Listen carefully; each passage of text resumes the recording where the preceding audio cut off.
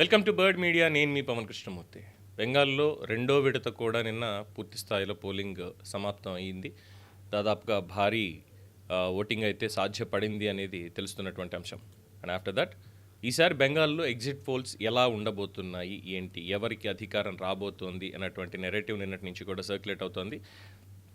బెంగాల్కి సంబంధించి ఎవరెవరికి ఎలా ఉన్నాయి, మొత్తం 294 సీట్లను చూస్తే ఇందులో బీజేపీ, టీఎంసీ మరియు ఇతరులు, దీంట్లో అనేక సర్వేలు ఇచ్చినటువంటివి People Pulse, Matrize, PMARQ, Chanakya Strategies, JVC, Poll Diary, Janmat వీళ్ళందరూ ఇచ్చినటువంటిది.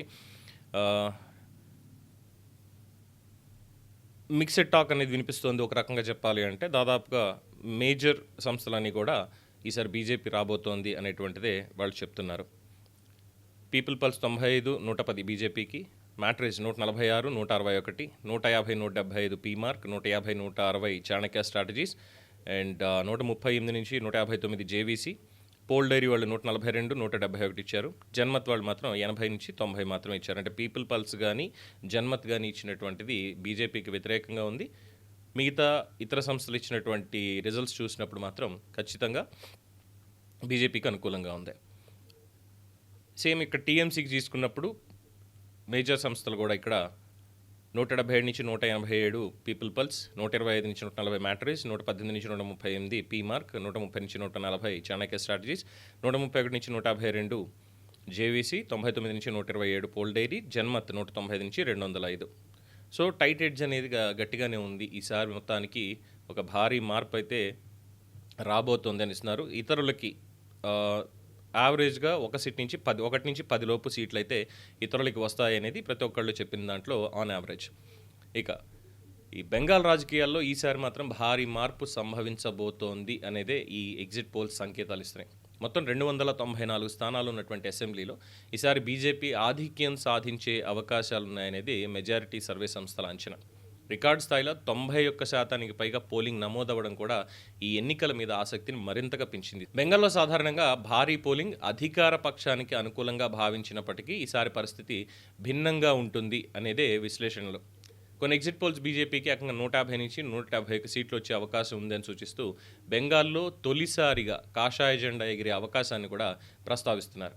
ఇదిలా ఉంటే ఇక మమతా బెనర్జీ నేతృత్వంలోని టీఎంసీ పోటీ నుంచి వెనక్కి తగ్గినట్లు ఎక్కడా కనిపించలేదు. పోలింగ్ దశలో ఎన్నికల నిర్వహణ మీద, ముఖ్యంగా కేంద్ర బలగాల మోహరింపుపై ఆమె చేసిన తీవ్ర విమర్శలు రాజకీయ వాతావరణాన్ని మరింత వేడెక్కించాయి.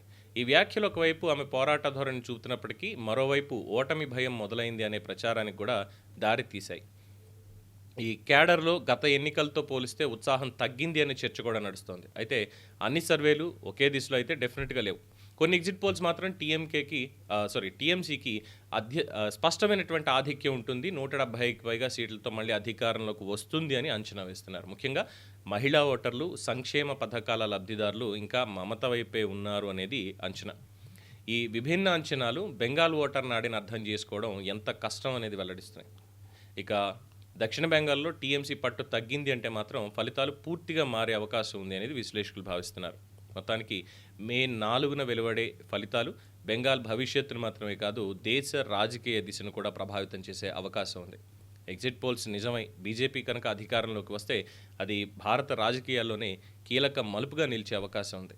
ఆనాడు స్వతంత్ర పోరాటంలో బెంగాల్ నుంచి మొదలైన ఈరోజు దాదాపుగా స్వతంత్రం వచ్చిన తర్వాత చూడండి, దాదాపు 50 ఏళ్లకు పైగా అది కమ్యూనిస్టులకి కంచుకోట. కమ్యూనిస్టుల నుంచి చేజారి టీఎంసీకి వచ్చింది.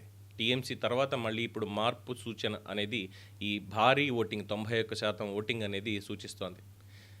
ఎక్కడ చూసినా కానీ ఈ భారీ ఓటింగ్ అనేటువంటిది ఒకసారి వచ్చినప్పుడు యాంటీ ఇన్కంబెన్సీ అనేది చాలా బలంగా నిలుస్తుంది.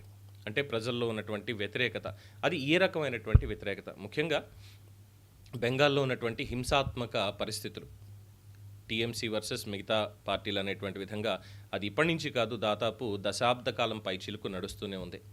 ఆఫ్టర్ దట్ ఇటీవల కాలంలో బంగ్లాదేశ్ నుంచి, బర్మా నుంచి ఎక్కువగా వలసలు బెంగాల్లోకి బార్డర్ నుంచి వస్తున్నాయి. దాన్ని మళ్ళీ మాట్లాడితే బీఎస్ఎఫ్కి ఎగెయిన్స్ట్గా మమతా చెప్తూ ఉండడం.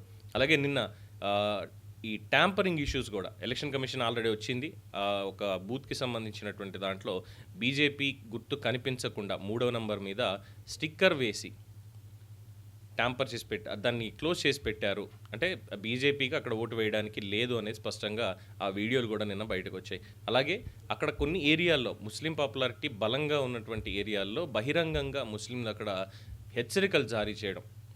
సో ఈ వీడియోలు కూడా అక్కడ వ్యతిరేకత చూపించేటువంటి అవకాశం ఉంది అంటున్నారు. అట్ ద సేమ్ టైం ఇన్నాళ్ళు చూసినటువంటి వాళ్ళు ఇప్పుడు కొత్తగా మార్పు కావాలి అని కోరుకోవడం, ఇది కూడా ఒక ఫ్యాక్టర్గా నిలిచే అవకాశం ఉంది. సువేందు వర్సెస్ దీది, ఈసారి మరి నిలిచేది ఎవరు? కాకపోతే దీది గెలవచ్చు, పార్టీ గెలవకపోవచ్చు. ఈసారి టీఎంసీకి ఈ ఓటమి గాలులు అనేవి కాస్త వీస్తున్నాయి అన్నటువంటిదే చాలా స్పష్టంగా తెలుస్తున్నటువంటి అంశం. చూద్దాం మరి 4వ తేదీన విడుదలయ్యేటువంటి రిజల్ట్స్ ఎవరిని అందలమెక్కిస్తాయి, ఎవరిని అధపాతాళానికి తోసేస్తాయి. Let's wait and see. దీని మీద మీ అభిప్రాయం తెలియచేయండి. చూస్తూనే ఉండండి ది బర్డ్ మీడియా.